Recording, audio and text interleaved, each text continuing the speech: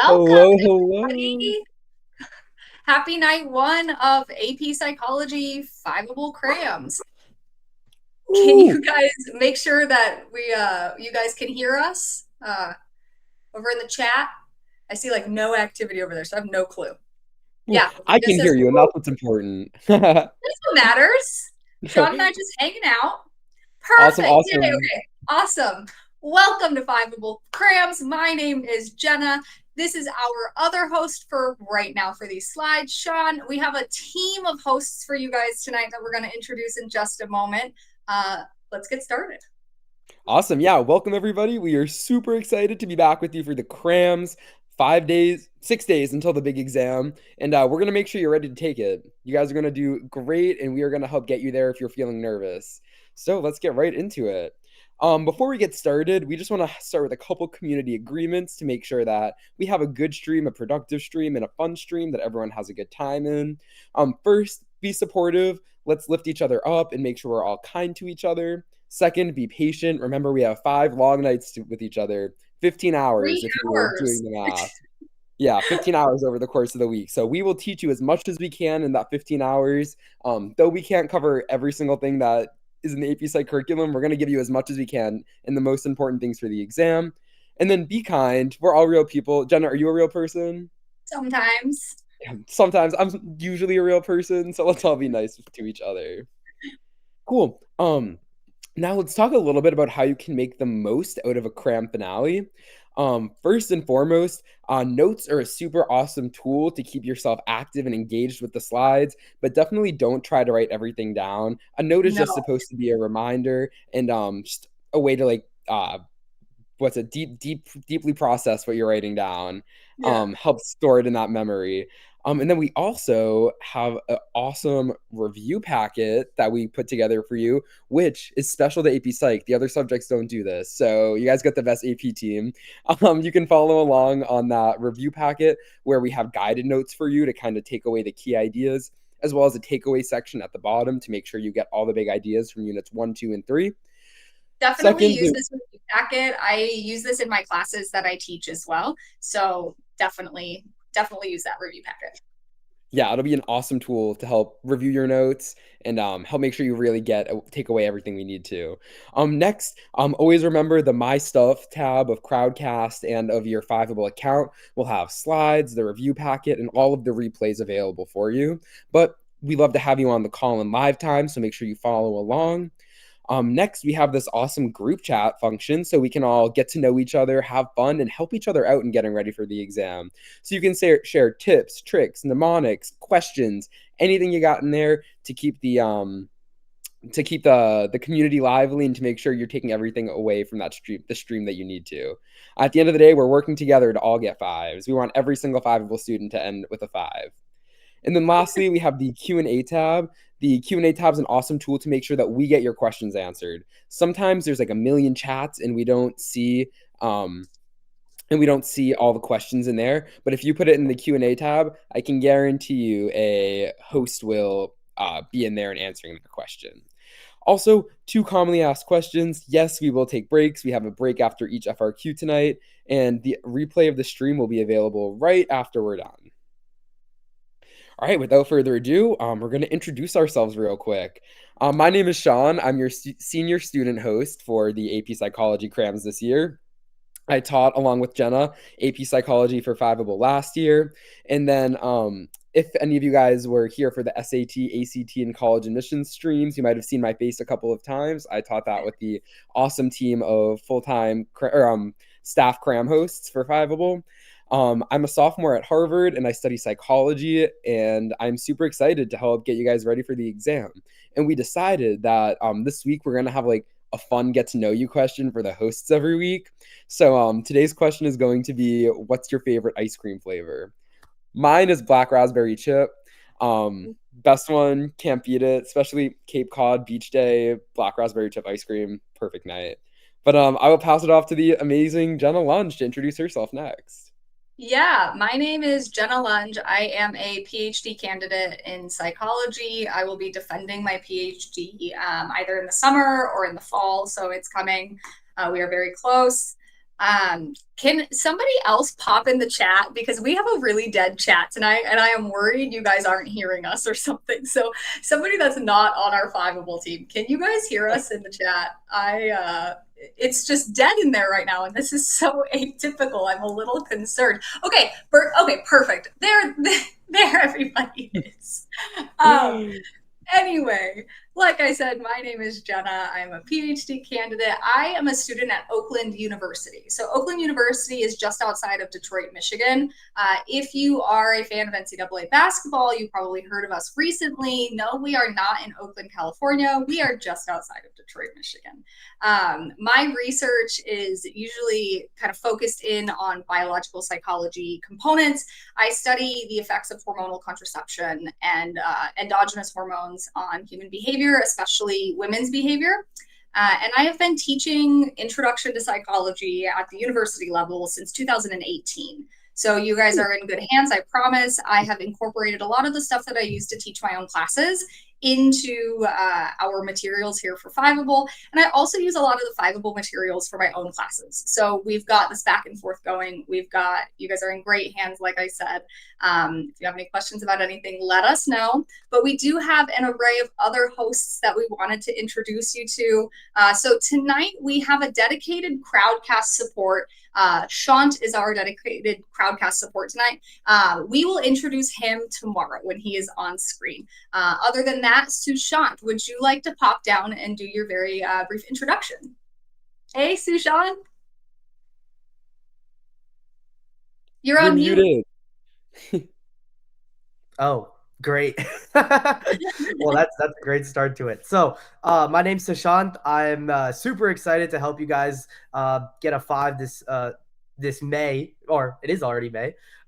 This May 9th on the AP Psych exam. I'm a senior in high school. I'm going to Georgia Tech this August, and my favorite ice cream flavor is cookie dough. If you've ever been to Cold Stone Creamery, their cookie dough is phenomenal. So I highly suggest it.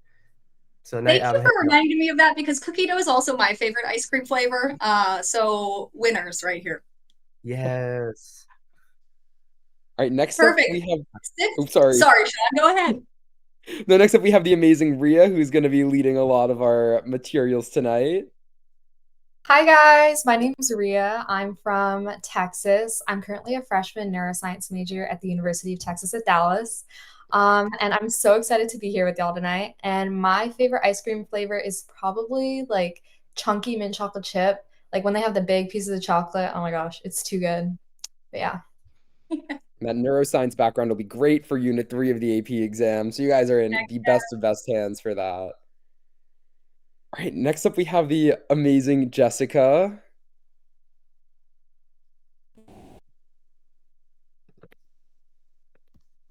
Whoops, moved her over to the main Too big. Jessica.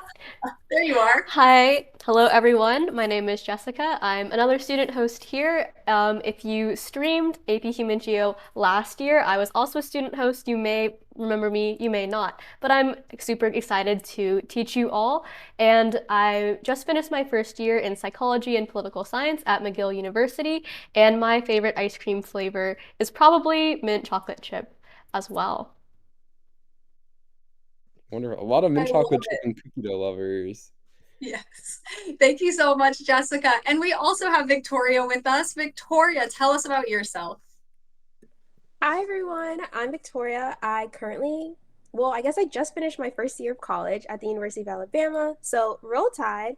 I'm currently back home in my hometown of Fort Lauderdale, Florida. So happy to be back and so happy to be on this live with you guys and help you guys with AP Psych. And my favorite ice cream flavor is like a loaded chocolate ice cream. Like I love chocolate and then like fudge brownies, chocolate syrup, and chocolate chips, like a whole bunch of chocolate. Do you like Ben and Jerry's half-baked ice cream? I love it, actually. I could talk about it. I could talk about it for the entire 3 hours here. Well, we won't do that tonight, but thank you so much, Victoria. We also have 2 other designers that helped us tonight for all of our materials across the 5 nights. They're not with us, but they were our slide designers, Mindy and Kate. They helped us design every single slide that you're going to see over the next 5 nights, and we just wanted to make sure to shout them out as well. Awesome. Over here we have an agenda of what we're going to go through tonight. I'll just briefly run through it. We're going to talk about Unit 1. I saw some questions about FRQs. We have so many FRQs for you guys. We have a mini 4-term concept FRQ after each unit, and then 2 full FRQs the last night. So you have plenty of FRQ practice if that's what you're concerned about. Awesome. Yeah. Before we get into it, make sure you drop a follow on our Think Fiveable socials, connect with us on LinkedIn, check out our awesome videos on YouTube. And a few of our Fiveable social media interns have posted some awesome TikToks, and then we got some awesome Instagram resources. So go ahead and drop a follow on all of those.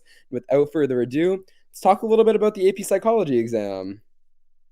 Yeah, so we have the AP Psych exam broken up into 2 different sections. So one section is going to comprise our multiple choice questions, which we call MCQs, and the other section is our free response questions, which we call our FRQs. So for our MCQs, we have 100 questions. You have an hour and 10 minutes to get through your 100 MCQs. And this is about 2/3 of the exam weighting. Oh, we believe in you. That's real cute. Where did that pop up from? I love the that. awesome overlay stab. That was fun. So 2/3 of the exam weight is to your MCQ questions. So you've got a lot to get through. So we're going to prioritize some strategies to get through all of these questions. The other portion is our FRQ. Sean, do you want to talk about our FRQs? Yeah, so on your AP exam, you're going to have 2 FRQs. One is going to be about concepts, the conceptual FRQ. It requires you to take terms and apply them to a scenario. So you need to understand what a term means and how it can connect to the scenario that they gave you. That we have a ton of practice after each unit, applying terms from that unit to the scenario. And then the second one, and this one's my favorite because I think it's super easy to nail if you know the tools to do it, is the research methods FRQ. As psychologists, research methods are so important to our field. And what the research methods FRQ is going to ask you to do is take an experiment, find flaws, define dependent, independent variables, create operational definitions, or identify operational definitions rather. We'll And create them. yeah, maybe one of the 2, and then sometimes even apply a few terms to that. But we're going to get you well prepared in all of those realms. And with that, let's get into some of the scientific foundations of psychology, Unit 1 of your AP exam. So for tonight, we have Ria is going to be leading the first half of the scientific foundations of psychology. And then we're going to have Sushant come back down and he's going to lead the second half. And we've got a mix of hosts that are going to be covering your content. Sean and I will be up in the wing for most of the night, but we are here for all of your questions, to answer everything and to help you guys out. So without further ado, I'm handing it over to Ria.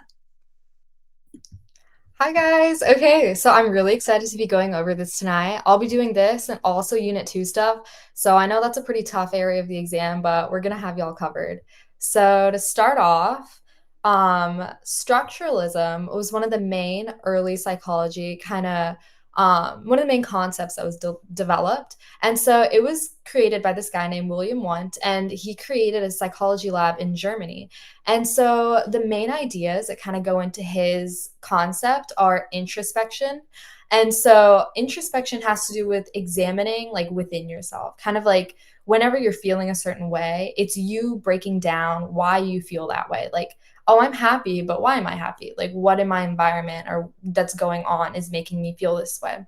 And so one thing that's necessary for introspection, though, is having a pretty high intelligence level, because all of us are human. We're able to kind of analyze our emotions, but you can't ask like a dog to tell you how it's feeling, right? Like it can't verbalize.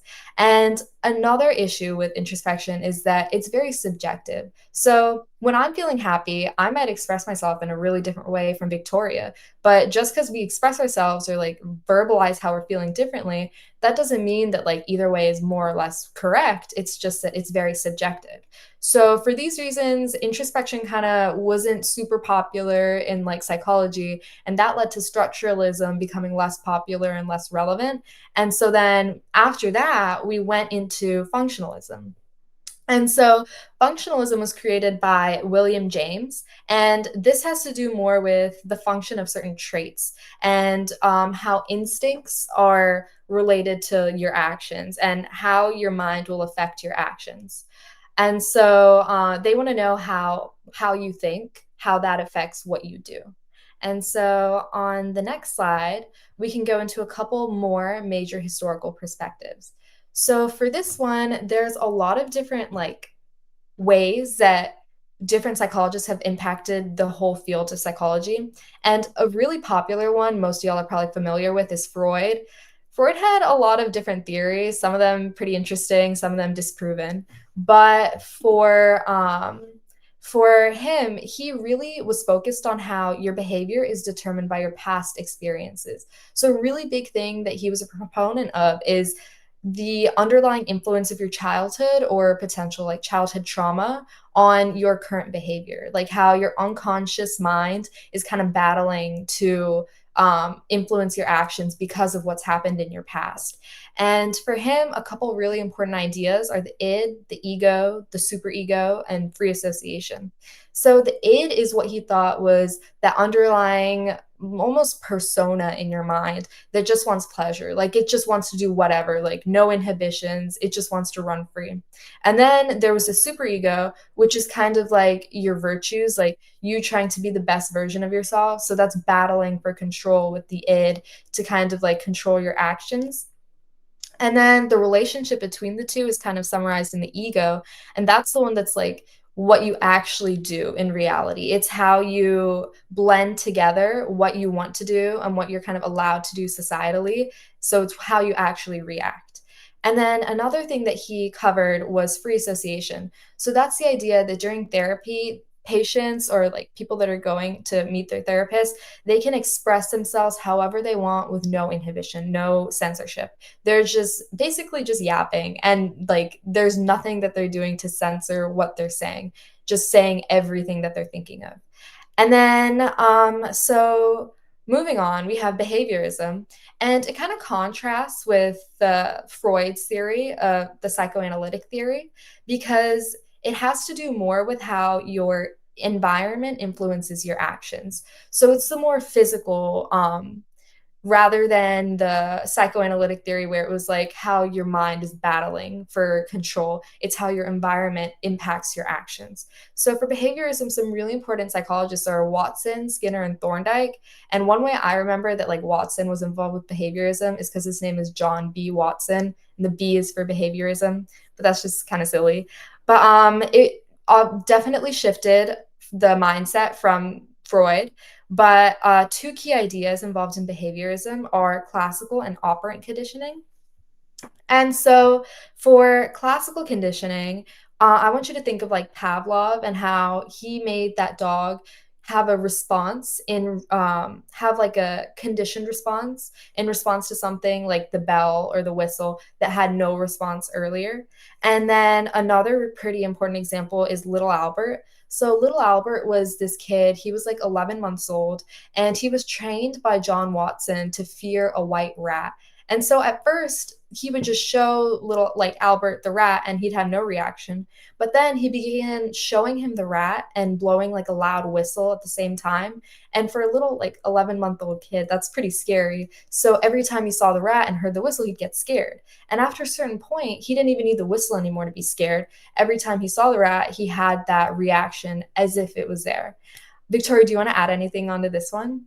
Yeah, I was just gonna say, with the different types of conditioning, do you think it's ethical?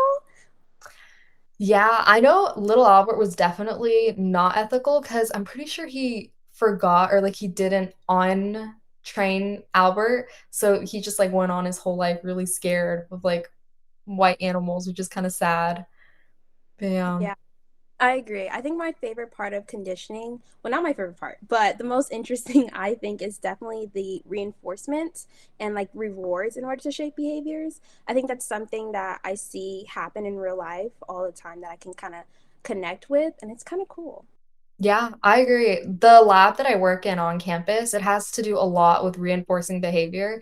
And we kind of focus on mothers and how mom rats will be reinforced to take care of their kids, their pups, because of how sometimes when they're in certain conditions where they have less resources, they're less motivated and they have less they're less conditioned to take care. But yeah. So then moving on to the next one, we have Gestalt Psychology. And this one, the main idea you really need to remember for this is that the whole is greater than the sum of its parts. So I want you to take a look at that little like picture in the bubble there. Depending on where you look, it's different what you see. So like if you focus on the white part in the middle, you might see a vase. But if you focus on the black parts on the edges, you might see two faces. And the main idea here is like when you take a step back and you look at the whole thing, you realize it's just black and white. It's not really like supposed to be one thing, but you need to look at the whole picture to get that. When you focus too closely, it's just the parts.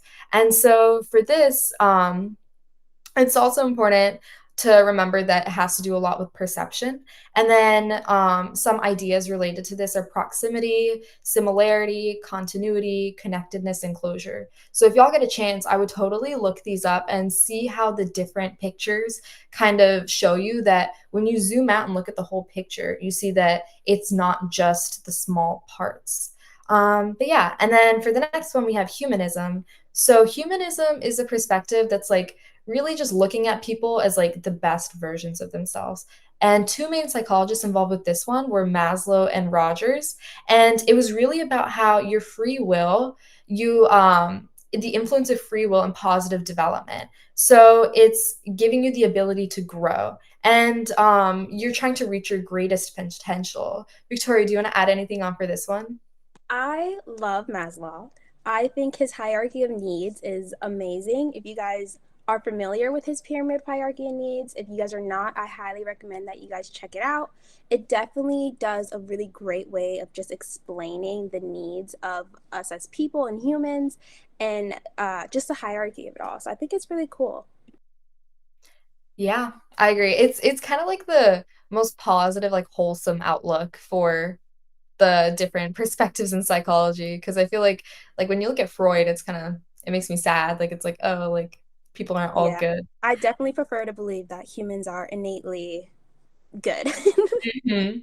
Okay, and then on the next slide, we can look at some modern perspectives. So we're going to cover all of these more in each unit, but just to kind of get like an overview, we'll go over them. So I love these because for psych, when you look at the names of the different perspectives, it kind of gives you a hint on what it is. So it's really nice when you know what the words mean, you can definitely like use that to your advantage to really understand the concept better. But for cognitive, it's all about your mental processes. It's how your thoughts affect your actions. And it involves your memory, perception, processing. But for this one, it would be like, okay, next week I have an exam in one of my classes, and I'm really, really scared for this exam. But if I go into it with the mindset, oh my gosh, I'm totally gonna fail this test, then my thoughts will eventually influence my actions, and that might actually happen. Whereas Yeah. if I go into it with a positive attitude, like, oh, like I'm about to ace this test, like y'all are about to ace this AP exam, like AP Psych is going to be a breeze. If you develop that mindset, it really does impact how your actions play out. And Mhm. then for biological, we have nervous system processes. So it's really looking at the biology of psychology and how your hormones or your brain regions affect your actions. And some really important parts of this are genetics, anatomy, and hormones. And then for evolutionary, Neurotransmitters sorry? and neurotransmitters, like we talked about in the Yes. preview. Yeah, as a neuro major, I love the biological perspective because I feel like it makes the most sense to me. It's like the scienciest part of it. But yeah, and then for evolutionary, it's in the name. So it's all about evolution. And so for this one, you're interpreting your behavior with like an evolutionary kind of perspective on it.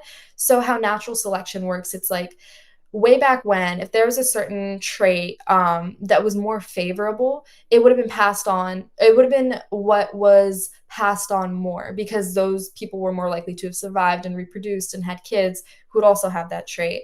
But evolutionary perspective is very important for inherited traits for diseases as well, or disorders such as depression and anxiety. And then there's a biopsychosocial approach, which is putting together biology, social factors, and biological factors to kind of create this holistic view. And then the last one is sociocultural. And this one is kind of measuring how thinking patterns are different across cultures. And it's the influence of parenting, groups. So it's like the collectivist versus individualistic societies. So things such as that. But we have a question. Sorry. I was saying I really like that one, how it kind of shows that we have different processing and our minds work differently depending on the culture that we were raised in or even the societal factors that surrounded us. So that one's a really cool perspective.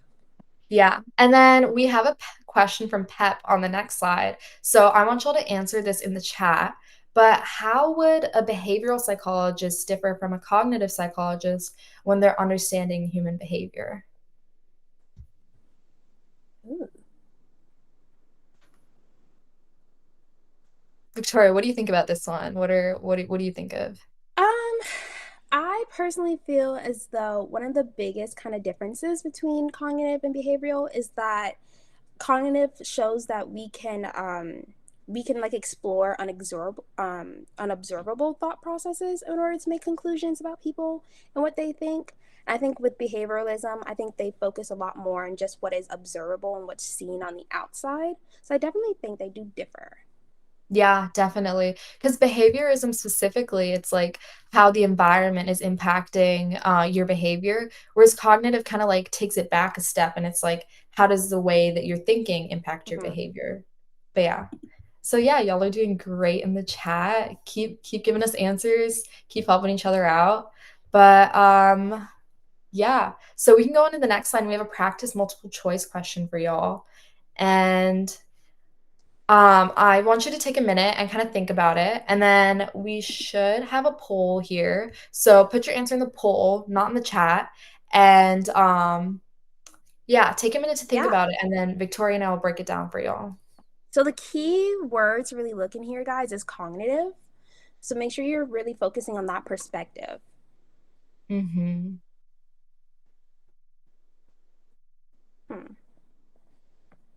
Ryan, what do you think?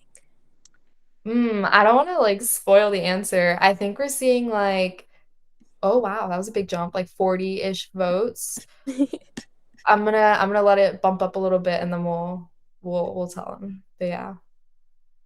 Definitely focus on, yeah. And in the answer choices, break down each choice to make sure that you're looking at the right part of it.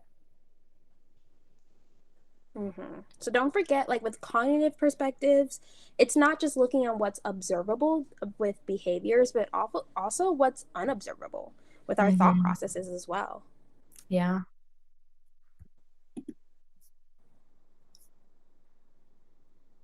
Okay, all right, let's reveal the answer. So for this one, the answer was D, and it's irrational thought patterns. So y'all did pretty great with this one. I think we had like a good number like percentage of y'all. 86%. Okay, go off.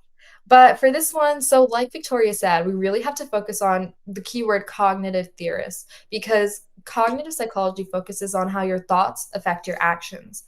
And so if we're thinking of, okay, how does somebody develop a phobia in this perspective, it's going to be how the way that you think, so these irrational thought patterns, how they would affect somebody having that physical reaction of having a phobia and being afraid of something. But yeah. So then moving on to research methods. Oh gosh, that was a funny little transition from Pep. You look so sneaky. But so two really big ideas for research are validity and reliability. So validity is like how valid something is. It's kind of exactly what it sounds like. Is this test measuring what you want it to? Is it giving you the reaction or the response that you need? And so a pretty good example of this would be you take a test and you take your driver's test, and then 10 minutes later, you get into a car wreck in the parking lot. So I want y'all to answer in this chat, would this driver's test have high or low validity? Okay, so probably pretty obvious, but it would not, because even though you took the test and you did well, if you get into an accident 10 minutes later, it's probably not a good indicator of your skills as a driver, which kind of sucks. But for reliability, it's kind of moving into it, and it's all about how whether your results are consistent when the test is repeated. So if I were to, this is really important in psychology because one of the main indicators of a successful like experiment or like hypothesis is having a recreatable or like recreatable really like experiment. Like you should be able to get these responses or results like it doesn't matter who's running the experiment. It should be like solid enough. So an example of this would be I want y'all to answer. If you take an IQ test and you get a 150 on one day and you take it again the next day and you get a 90, would this specific IQ test have high or low reliability? Victoria, what do you think? Honestly, I think it would have low. I Yeah. think with reliability, we got to make sure that we're staying around in kind of the same gray area as beforehand. I know with Mhm. validity, my favorite thing is like if I'm taking a test, and you know how like we look at it sometimes, we're like, this teacher did not teach this that's on the test. I think that would be a great example too of just low validity as well. Oh, Yeah. good. You guys in the chat are getting it right. Nice. And then, okay, also like somebody with a 150 IQ, that's insane. That's crazy.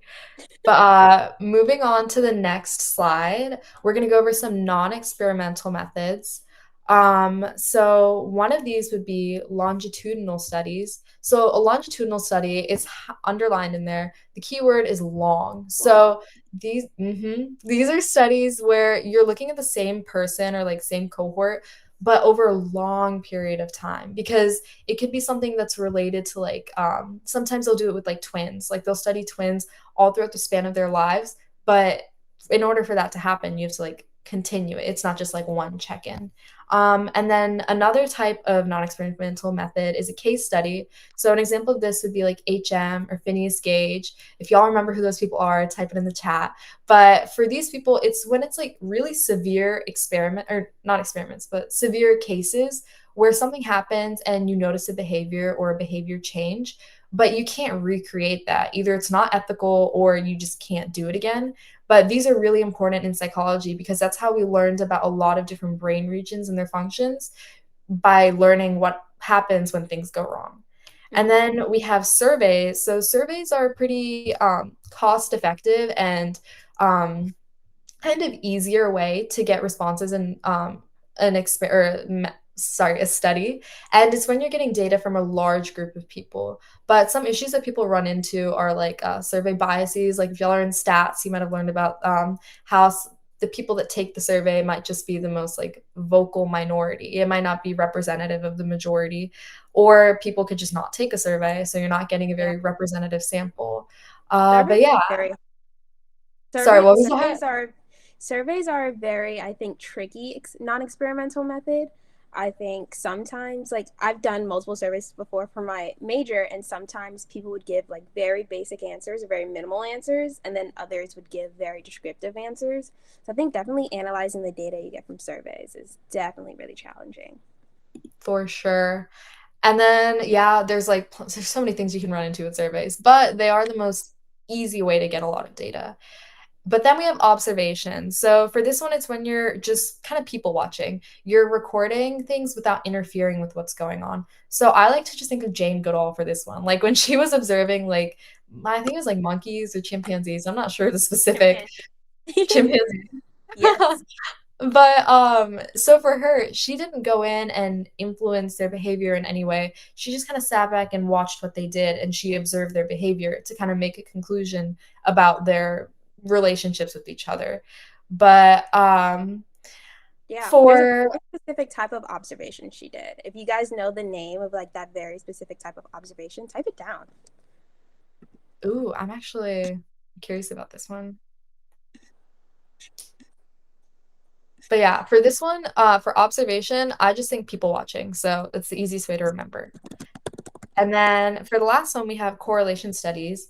So that's when you investigate the difference between two variables, like the relationship that they have on each other. And so since it's non-experimental, you can't give in any causation. You can't say that like this variable is causing this result, since you're not experimentally conducting anything. But it is a way that you can see correlation between two variables. And then moving on to the next slide, we have 4 different things that are involved in experimental methods. Oops, sorry. There we go. So for experimental methods, one important thing is a control group. So that's the group that's getting no treatment. It's what you're comparing the results to for the experimental groups. And then we have random assignment. And that's when you're randomly assigning participants to a control experimental group.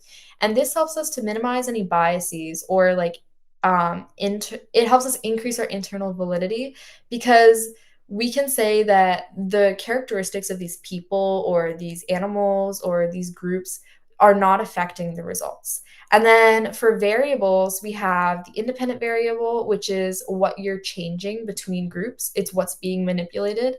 And then the dependent variable, which is what we're measuring. And then something that can happen in studies or experiments are confounding variables.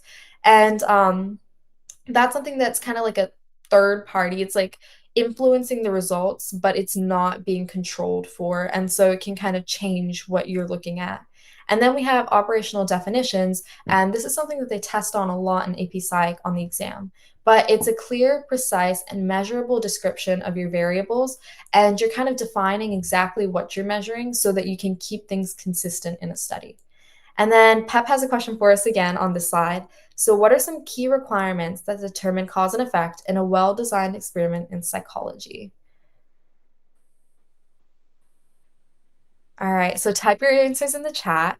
And then after we get a little bit of that going, we're going to go over some more operational definitions, since that's pretty important for the test. What do you think, Raya?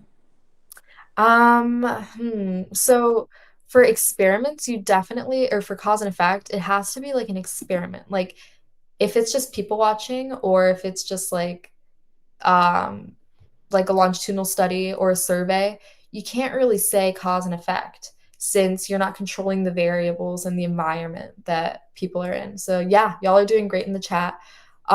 Independent and dependent variables, random assignment, random sampling. And Awesome. also just making sure only one variable is manipulated at a time, I think is very important in discussing and determining cause and effect here. Yes, yeah, I'm sorry, I'm just looking at the chat.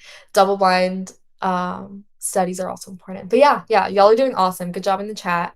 So moving on to the next slide, we can talk about operational definitions. And so the experimental FRQ will always ask you to operationally define the dependent variables. And dependent variables are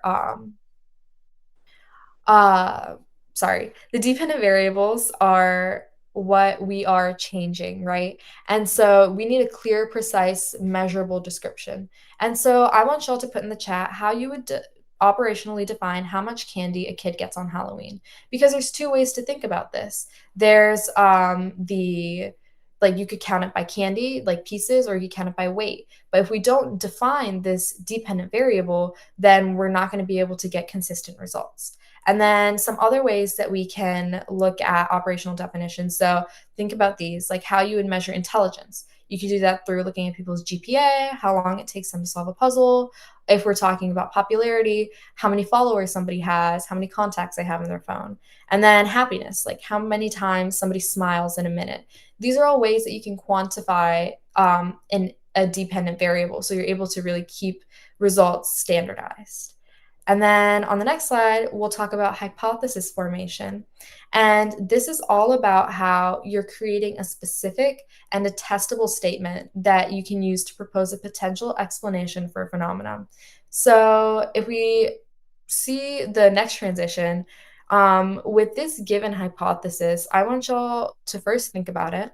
So if we hypothesize that learning is a mostly social process where development occurs through interactions with people who have more knowledge than the learner, then how would you predict these two scenarios go? So if we go to the next slide, two more. So if Pep is self-studying for the AP Psych exam, I want you to think about how, based on this specific hypothesis, how would we predict that he's going to do? If Pep is self-studying and he's reading a textbook with no interaction with other people or somebody that knows more than him, we would predict that he's not going to do very well on the exam, right? However, if Pep is taking an AP Psych class at school and he has a teacher who knows more and he has his classmates, then he's more likely to do well on this exam. But if y'all are self-studying for the AP Psych exam, don't worry, guys. We have you. That's why you're here for the 5-able crams. We are like helping you out and making this a more social way to learn. So don't worry if you're self-studying. But yeah, also that Pep transition in the corner is killing me. Why does he look so like devious? He's the cutest thing. Okay, but now I'm going to pass it off to Sushant, and he's going to tell y'all a little bit more about stats. And yeah, I'll see y'all later.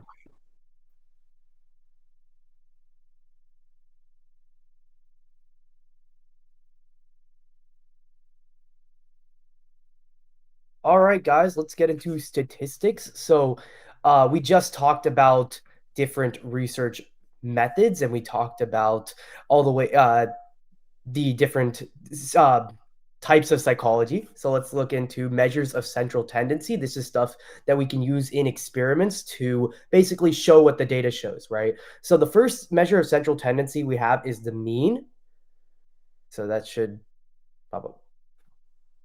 Yeah, okay, there we go. The transition's a little slow, but the mean is the average value in the data set. So if you've taken a regular like statistics class or just a math class, you should be familiar with the mean. It's the average value in the data set. You just take all the values in the data set, you add them together, and then you divide by the total number of values in the data set. And you won't really be asked to calculate mean.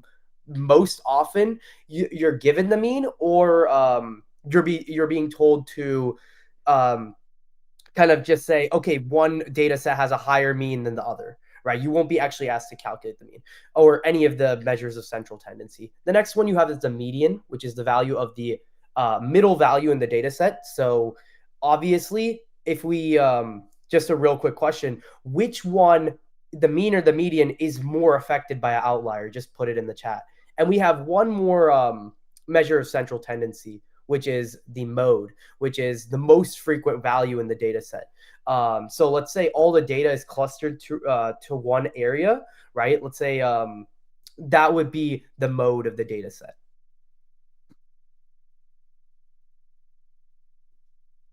All right. And we also have variance, right? So these measure the spread of the data. So we have range, which is the difference between the smallest and the largest value. And all you have to do to find the range is take your largest value. So let's say we're taking an IQ test and somebody gets a 150, that's the highest value. The lowest is a 20. You do 150 minus 20, that's 130. That's your range. It's very simple there. Then you have standard deviation, which is the measure of how spread out the data is relative to the mean. So we have this really nice chart over here, which shows us a high standard deviation, which the data is very spread out, right? And a low standard deviation, the data is very clustered. You won't be asked to like actually calculate standard deviation, but you will be asked, okay, let's say like this data set has a very low standard deviation. You'll be asked to interpret that, but you won't be asked to calculate it. So don't worry too much about that. Okay, moving on to the next, we have inferential statistics. So these statistics allow us to take data and make inferences about the population. So statistical significance is the likelihood that a relationship in the data is not due to chance. So it's basically saying, okay, we need a certain level of statistical significance before we can say, okay, something is actually happening, before the study is actually valid. We need to make sure it's not due to chance, not due to any confounding variables.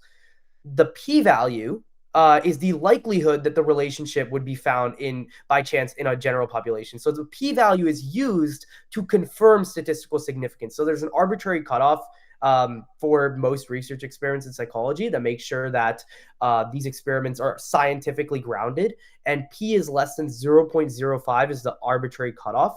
So it needs to be, the p-value needs to be less than that for the cutoff. Now, these are, even then, with correlation studies, you can never know.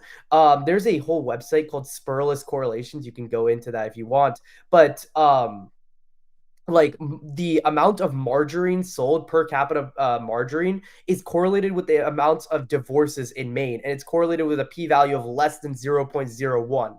That does not mean that the per capita amount of margarine sold is directly correlated to the amount of divorces in Maine. It just happens to be that's the way it is, right? So even with that, you never know that correlation actually means causation. You have to be able to make it's not a 100% thing. And lastly, we have the confidence interval, right? So we need to know, so confidence interval is the range of values within which the true population value is likely to fall. So the easy way to do this is, let's say we're taking the mean height of a population, right? We want to find the average height of a population. Let's say if the confidence interval is 95, 95%. Let's say we do 100 experiments, right? Once we do 100 experiments, 95% of those experiments, if we did them with the methods that if we repeated the same method, we would get the exact true mean height. And the other 5% we'd probably be close, but we wouldn't get the mean height. So that's the confidence interval. It's how confident the scientists are in their a prediction or hypothesis. And here we have the normal curve, which is the percentage of the data within 1 to 3 standard deviations from the mean. So basically, a normal curve, we'll see it on the next page, but it's basically a curve that goes like this. It slopes like this, and a majority of the data is found at least 2 standard deviations away from the mean. Okay, now we have a question from Pep. So how do descriptive and inferential statistics complement each other in psychological research? And Jessica, if you want to answer this, you can go ahead, actually. Sorry. Sure. I think descriptive statistics are a really important starting point. If you're running any sort of inferential statistics, like doing hypothesis testing, creating a confidence interval, you're going to need to know your descriptive statistics. So in the chat right now, go ahead and tell me what are some descriptive statistics that we just went over. Like you're going to need to know the mean and the standard deviation, or sometimes the median if you're working with a skewed sample, in order to run these inferential procedures. And in case anyone is confused, since if you're taking AP Stats and learning about statistics without taking a stats course, you might be like, what is statistical significance and what's the p-value? The statistical significance is just saying how much do we know that our results are being caused by the treatments that we are imposing and not any other factor, not by random chance, not some sort of confound. So statistical significance is saying if it is significant, we know that the treatment that we have imposed is causing our results. And we know this by comparing it to the p-value. The p stands for probability. So the probability that this outcome would occur just by random chance alone. And so if it's less than 5%, we know that this outcome will be so infrequent by random chance alone that it has to be caused by the treatment that we were running.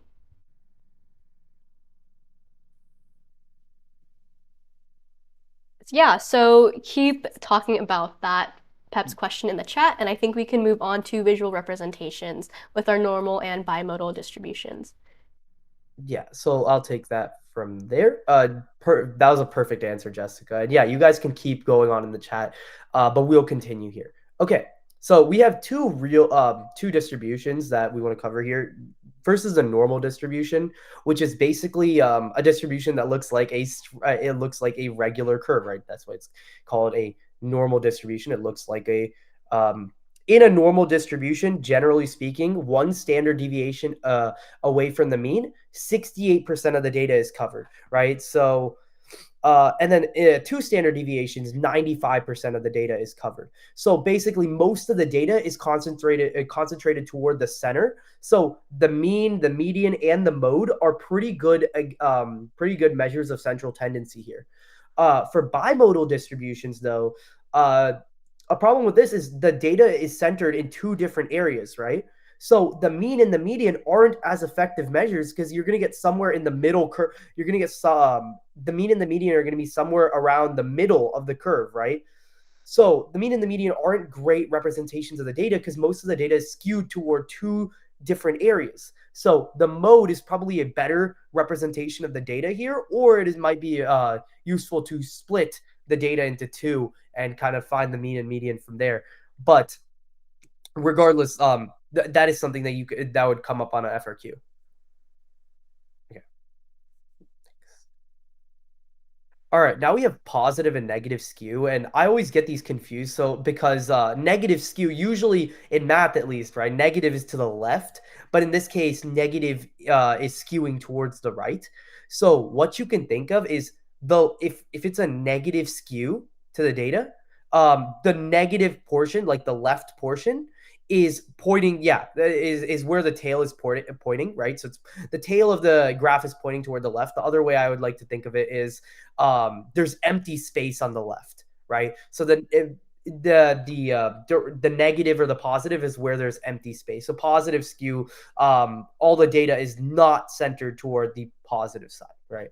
The right side.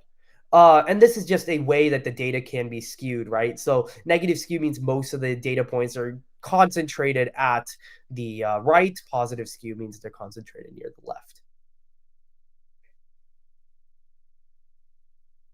Okay, moving on to correlation. So Pearson's R, or just the R coefficient we can call, is the strength of a linear correlation. So the strength of a linear correlation, or R, goes between -1 and 1. So R is less than 0 is a negative correlation. You can see that on the rightmost graph here. A negative correlation is basically a linear line that goes straight down. So it's a fit to the data, right? It shows it's a linear fit to the data. So the data is all over the place, but this is a line of best fit that you can draw through the data, basically. So this R value is -0.4. Generally speaking, the closer it is to 1 and -1, the better the correlation of the data is, right? So a negative correlation implies an inverse relationship. So that means that when one variable goes up, the other variable goes down. Whereas an R value of greater than 0 is a positive correlation, and both variables will go up and down together. And R equals 0 just means there's no correlation. The data is as random as can be. You cannot draw a straight line through it at all. Okay, now we're moving on to ethics. So obviously, psychology, we kind of discussed, it has a lot of ethical problems. We were talking about the Baby Albert study before. There's a lot of problems that go on. So recently, we've implemented some great great ethical considerations. Obviously not perfect, but this helps prevent people from harm, and it helps establish ethical considerations in psychology. So the first ethical consideration is the studies must benefit other people. So it shouldn't be for the harm of humanity or for the harm of society. It should be helping society, right? Any study. The second is protection from harm. You need to remove any potential harm to the subjects because they are people, right? You want to minimize harm if it's not possible to remove it, because sometimes you do need to do slight emotional harm or physical harm to actually get the results that you want, but you want to make it as minimal as possible. Justice, so there should be an equal distribution of burdens and benefits. So make sure that the result is basically worth the cost of the study. Is it worth all the if there's suffering? Is it worth the suffering? Okay. Next, you have informed consent. So participants are informed as the study requirements and what the data is going to be used for. So you can't just say, little Albert was obviously not informed of his, all what was happening there, obviously, because he's a baby. But even if there isn't informed consent, like sometimes you can't give complete consent, informed consent, because you need to deceive the patient, the subjects a little bit. But, there's obviously a lot of considerations that goes into that. So generally speaking, informed consent is necessary for participants. You also need to respect people. People are individuals, and when you take away their autonomy, you need to give them special protections, right? You can't just do whatever you want with them once they become test subjects. They're not lab rats, right? They're actual people. That's really important. There's also protections with animals, and that's what the IACUC does. It makes sure that research with animals actually isn't cruel and unneeded. So giving a bunch of rats rat poison to see how they act is probably not, most likely going to be pretty unethical, right? So that's up to the IACUC if you want to see. It needs to be there needs to be a justification for any animal cruelty or any problems that happen. And confidentiality. Keep identifiable info private. So if we're taking an IQ test and there's a study about IQ tests and it's oh, John here, it literally says in the study, oh, John here got a 25 on the IQ test. What an idiot. That's just not right. You can't have that info leaked. I don't think John wants everybody to know that he got a 25 on the IQ test. And then we have a little thing for PEP. These comprise the what is known as the Belmont Compromise. So basically, the APA implemented these, right? And the Belmont Compromise is kind of what was there before, right? So these are all things in the Belmont Compromise. Okay. All right, and moving on to our practice MCQ, we're going to try to go through this quickly. Make sure you answer this in the poll, but the question for today is, what is the main responsibility of an IRB, Institutional Review Board, in psychological research? So the poll should be live right now. I want to see your answers in the poll, not in the chat, and we'll be revealing this shortly.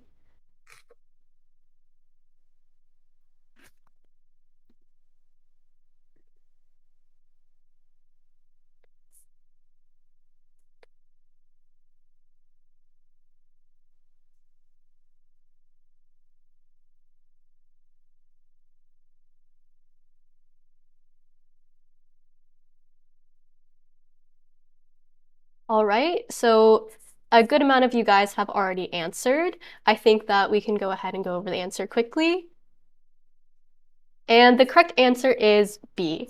So it seems like the majority of you guys actually indicated this as the correct answer, like more than 99% of you. So I don't think we need to go over it. I think we can jump straight into our first FRQ of the night. Very excited to do so. All right. All let's right. Get into yeah. Okay. All right. Let's go into the free response questions for today. So And obviously. Sorry, I'm going to hop on real quick, just super fast. I saw a bunch of questions about p-value, so I just wanted to explain it super quickly. Basically, what you need to know about the p-value is if the p-value is less than 0.05, that means you reject the null hypothesis, which means your results are significant. So if it's less than 0.05, the results of the study are significant. And what the p-value basically does is you take the data that you obtained, and you're trying to see if there's a relationship between the data and the if there's a relationship between the 2 points of the data. So significant relationship would mean that there is a relationship between the two. So if the p-value is less than 0.05, you have a significant relationship, which means that there is some relationship between these two variables that are being studied and that you have significant results. Does that make sense, chat? Thank you for that, Cool. Sean. You made it so simple. Just want to make sure we got that in there. Okay, awesome. Looks like we got good answers, and let's get into the FRQ. Nice. Okay. So first, we already went over this, but Unit 1's really important. You're going to have an experimental question FRQ. It's a given, so make sure you know everything that we just went over. I think we can jump right into our first FRQ of our crams. And just some FRQ tips. Remember SOTA to space out your answer, keep the order of the prompt, define each term, and apply each term to the prompt. SOTA is a good mnemonic to remember that. And we have a couple tips. Always use the name from the prompt. Be imaginative within reason. Sometimes you're going to need to confabulate a little bit, stretch the bounds. It's okay. Keep it simple, don't overcomplicate it when you can, and make sure to include examples and terms from AP Psychology. But overall, we're going to practice a lot throughout these next 5 days, so you guys will have it down. All right, let's see our prompt for tonight. All right. So okay. Yep. So read this prompt. You guys have 5 minutes to answer it. Do it on your own time. Like you can write it down somewhere or put it on a Google Doc. But we will go through it on a live outline practice after the 5 minutes so that you guys can see exactly how we would approach this. So your 5 minutes starts right now. Actually, for the sake of time, we want to make sure we get in all of our content. We have 3 units to cover a lot. I'm going to read the prompt quickly, and we're going to go over it live right now. And then we're going to review the guidelines, the point breakdown. So quickly, I'll read it to you. A psychologist conducted a study to examine the effects of sleep deprivation on memory retention. Participants were recruited for a study about memory when tired and agreed to participate based on this information alone. They were randomly assigned to either a sleep-deprived group or a full night's sleep group. The sleep-deprived group was kept awake for 24 hours straight, while the full night's sleep group slept for 8 hours. Both groups were given a memory recall test. Now, we're not going to write a full FRQ. In about 5 minutes, we're just going to outline what this question is asking us to do. It's asking us to operationally define the DV in this experiment, identify the control group and explain its role, and identify and describe the ethical concern of this experiment. So Sushant will be outlining this in bullet points for us. We're going to be verbally talking through our mental process so you can see how you should approach an FRQ, and then we're going to go over what the correct answers are and how you can earn the maximum points on this part of the exam. All right. Okay, that's perfect, Jessica. The first thing I'm thinking about when I read these FRQs, I think the best way to do this is some people find it easier to go to the questions first and then go to the prompt. I think you should read the prompt entirely, highlight what's important, then go to the questions. Either way works. But here it says operationally define the dependent variable in this experiment. So dependent variable is the one being measured, right? So what is being measured? So obviously they're assigning groups, so a sleep deprived group and a full night's sleep group, and then they're given a memory recall test to see if their memory recall changes based on their sleep. So we can say, and because it says operationally defined, I want to kind of give a exact definition. So we can say that the dependent variable is the group's score on the memory recall test. So that is one example, right? You can also there's a lot of different ways to define the dependent variable, but that is a really good answer that you could use. Next, we have identify the control group in this experiment and explain its role. So obviously you have two groups, right? The sleep deprived group or a full night's sleep group. Now, we want to study memory when you're tired. So if the control group is the one that is unchanged, so the full night's sleep group would be unchanged, right? Obviously, that is the control group. That is when you're not tired. And the role of this full night's sleep group is to make sure that is to show that the score of participants on the memory recall test before like that aren't tired at all, right? The full night sleep group is obviously not tired. So this shows the memory of the participants that are not tired. And then finally, we want to identify and describe the ethical concern of this experiment. There are a couple ethical concerns you could use. One thing is that one thing that you could say is informed consent, and you can explain it correctly because you have to explain that correctly. So it said recruited for a study about memory when tired and agreed to participate based on this information alone. Obviously, the participants weren't given the total information. They would need to actually make a decision. Would they actually want to not sleep for a whole 24 hours? And the other thing you could use is that it is causing harm, right?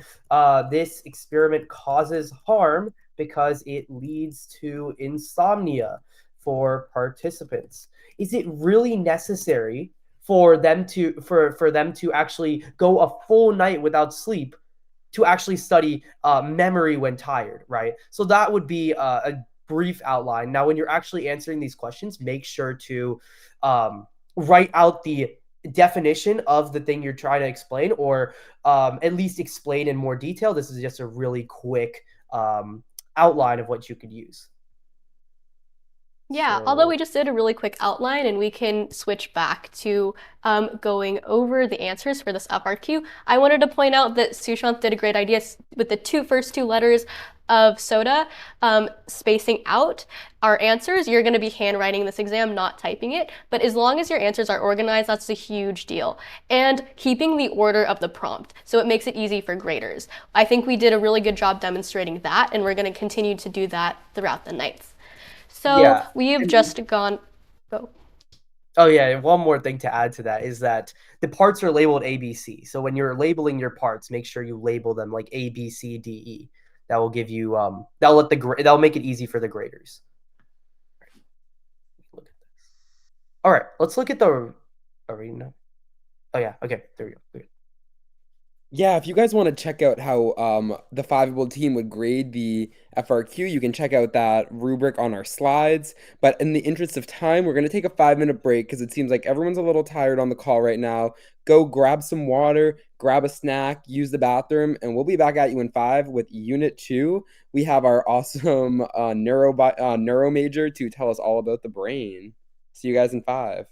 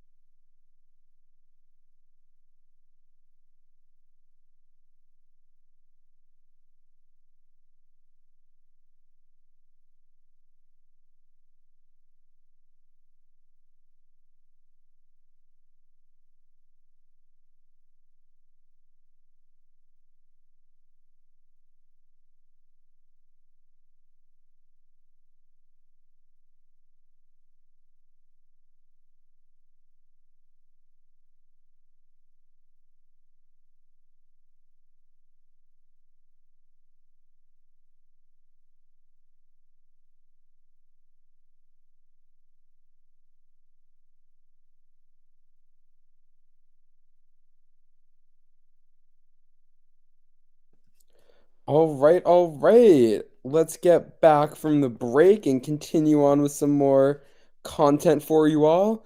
Next up, we are going to talk about Unit 2 of AP Psychology, the biological bases of behavior. Yes. Okay. I'm so excited for this unit.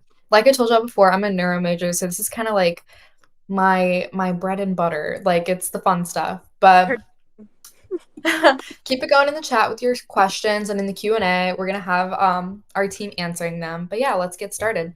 So one of the main ideas in psychology for kind of measuring behavior, it's this debate between nature versus nurture. And another way that you can say this is heredity versus environment. And it's all about how, on the nature side, how your genes and your just generally what's inside of you, how it's affecting your behavior.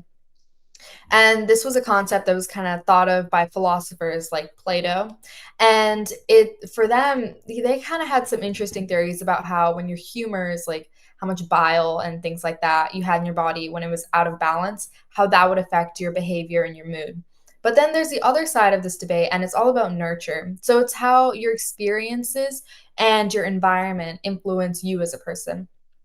And kind of tying into like AP US or AP Gov, John Locke's Tabula Rasa is all about how everyone's born as a blank slate, and it's your environment that kind of shapes you into the person that you are. So for this one, for Chomsky's language acquisition device, that's all about how people have the innate ability to learn a language. Whereas on the other side of that, we have Bandura's social learning theory, and that's all about how people will imitate everything that they observe. Like you're going to see something, and then you're going to kind of follow that. And then for Darwin and evolutionary theory, that's all about how some traits, some heritable traits have an adaptive value. So think about like peacocks.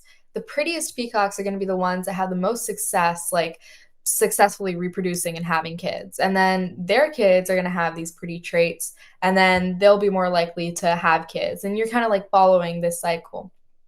But Victoria, did you have anything you wanted to add on this one? I was just going to say, with Bandura's social learning theory, if you guys know what type of neurons are involved in that process, let us know in the chat.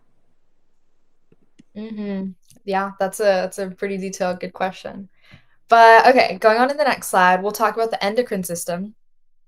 And so this is all about how your hormones are affecting your body. And so there's a couple different cycles. There's like sleep. So sleep is regulated through the pineal gland, and that's regulated through melatonin secretion.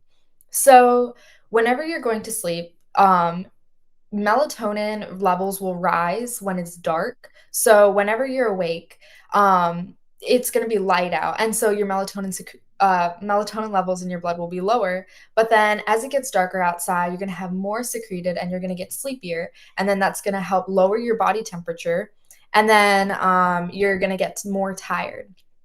And then for hunger, we've got some important parts of your body, the pancreas and the thyroid gland.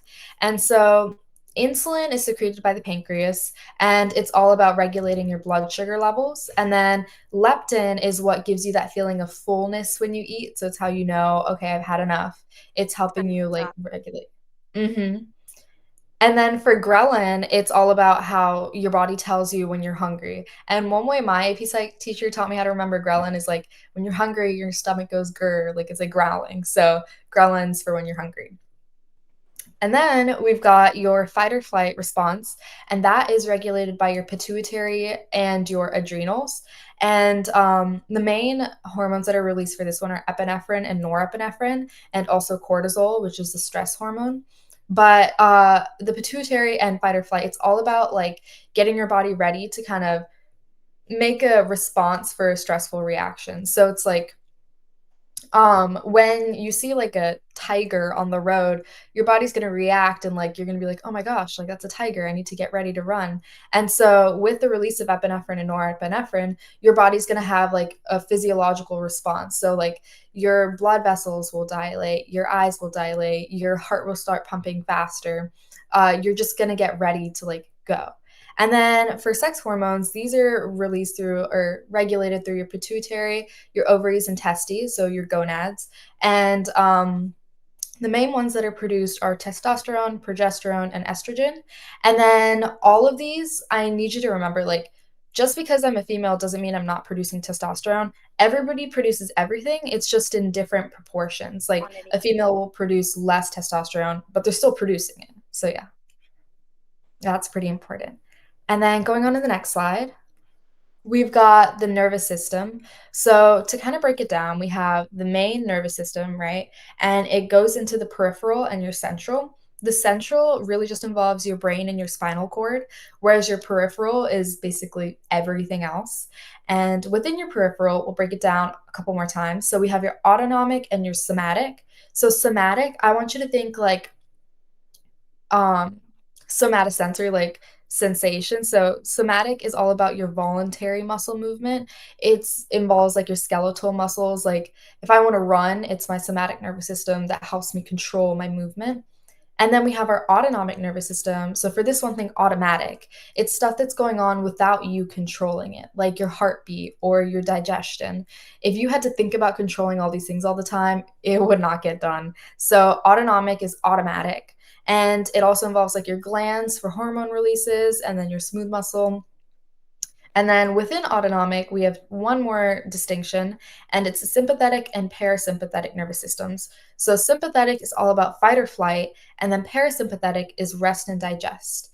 And for parasympathetic, I want you, like, how I remember the difference is parasympathetic has P, like peace, because it's all about rest and digest, and you're resting and digesting when things are peaceful. Whereas sympathetic is the other one when you're in fight or flight mode. And then going on to the next slide, we're going to break down a neuron. So for this, we have quite a few different parts, and the best way to kind of remember it, and sorry, on the next slide, there we go. Okay, and then there's a couple transitions, so we can just like run through it so we have everything diagrammed. But we have a couple different parts, and the best way I recommend learning the different parts, I know it can seem overwhelming, but just try drawing it out with me as we're going through this or on your own time afterwards. Draw it out and label it from memory as much as you can, because practicing like that is what's going to help you to understand it in the best way, rather than just memorizing and losing the information really quickly. So to start off, on the left side of the neuron, we have the soma, or actually, let's start with the dendrites. So the dendrites are what receive the signals from the previous neuron. They're the things that take up the neurotransmitters, or they receive the electrical impulse and pass it along. But first you start with the dendrites, and then that message is going to be passed through the dendrites to the soma, which is like the cell body, and that contains your genetic information in your neuron, and it provides energy for activities, so like the mitochondria. And so for the soma, it's taking that message that it receives and it's integrating the information to be passed on. So we have the axons, which is going to carry the electrical impulse through the neuron, and it's an all or none response. So we'll get into that later, but remember that the axon is all or none. And then there's the myelin sheath, which is the part that covers the different parts of the axon, and it helps us to insulate the axon and make the messages move faster. So unmyelinated axons will have a slower reaction than myelinated ones. And when you have issues with myelination with some cells, this is kind of a little more detailed than you absolutely need to know. But with things called Schwann cells and oligodendrocytes, they're the specific cells that myelinate your neurons. And when you have issues with them, that can lead to loss of muscle control. And then moving on, we have the axon terminal. So that's what's going to transmit the signal to the next neuron and keep this message going. But they release like the neurotransmitters, send the chemical message across the synaptic cleft or the synapse. And then the synapse is a small little gap between the neurons, and they are between the neurons and they facilitate communication. And then moving on to the next slide. So we're going to talk more about the neuron and resting potential. So resting potential is that baseline where the neuron is ready to fire. And generally, your neuron is negative 70 millivolts on the inside, and that's like the resting potential. And so I want you to think about a neuron. I have this like kind of funky analogy, but it's all like flushing a toilet. So when you're at your resting potential, it's when the tank of the like toilet's full, like the water is in there, it's ready to be flushed, like there's nothing holding it back. And the action potential is when you press the flush, and flushing it is when it like, it starts the process. And then after you flush, there's that small period of time afterwards when the tank is refilling, right? And the refractory period um, is when you're unable to send another action potential. You can't send another one. You have to wait till the tank refills. And then one other thing to kind of put all or none into perspective is that it doesn't matter how hard you press the handle to flush a toilet, it just matters whether you flush it or not. So all or none is like, it doesn't matter how big the impulse is. If it happens, it happens. If you don't press it, it's not going to be flushed. And then, so for action potentials, if the threshold is reached for the neuron, the action potential is going to continue down the axon, and positive ions will help to depolarize a neuron. And then we talked about all or none, and we talked about refractory period being when you reestablish the resting potential. But continuing on. Let's actually take a quick 30-second break right now. There looks like there's some audio visual issues going on right now. So let's Okay. have if you're in the call, let's try having you refresh it. If you refresh it, it sometimes helps. If not, I know this is a challenging section for people, so let's just take a 30-second break while we try to figure this out. So sorry, folks.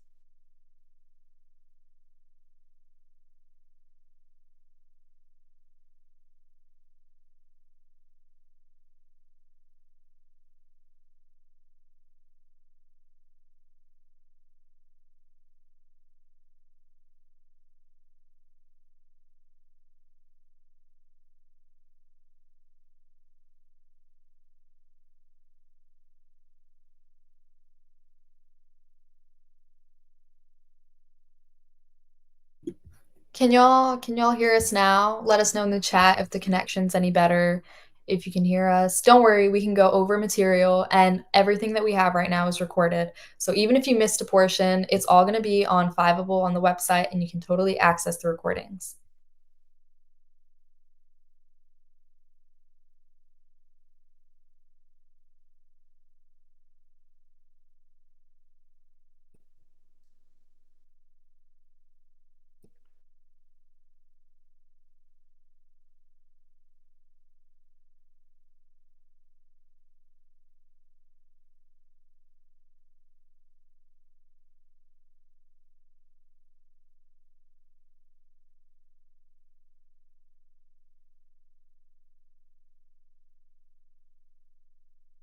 Don't worry, you're not missing anything right now. We're not talking. We're just waiting for the connection to get better, so don't stress.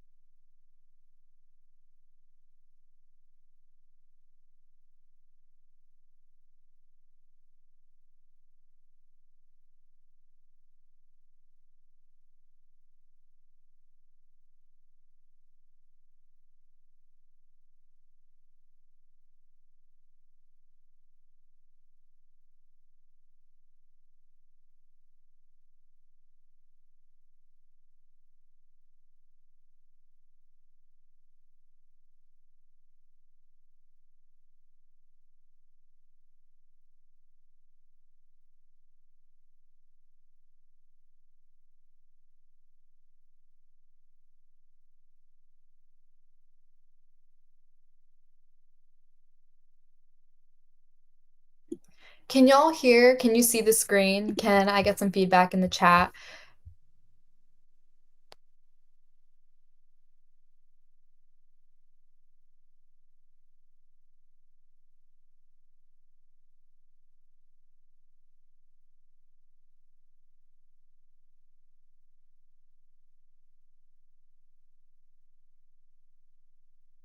Can y'all hear me? Like, we're trying to figure out the technical difficulties, but again, don't worry. Everything that we've had going on tonight has been recorded, so you can totally still access it all on the Fiveable website.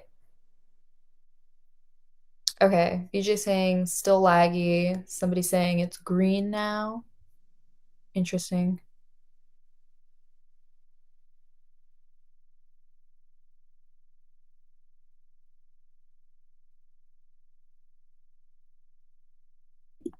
So because of the issues we're having, we're setting up a Zoom and we're going to send the link, but just hang tight with us, y'all. We're going to figure this out. Don't worry. We're going to get you prepped for this exam.